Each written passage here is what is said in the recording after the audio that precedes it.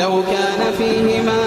آلهة إلا الله لفسدتا فسبحان الله رب العرش عما يصفون لا يسأل عما يفعل وهم يسألون أم اتخذوا من دونه آلهة قل هاتوا برهانكم هذا ذكر من معي وذكر من قبلي بل أكثرهم لا يعلمون الحق فهم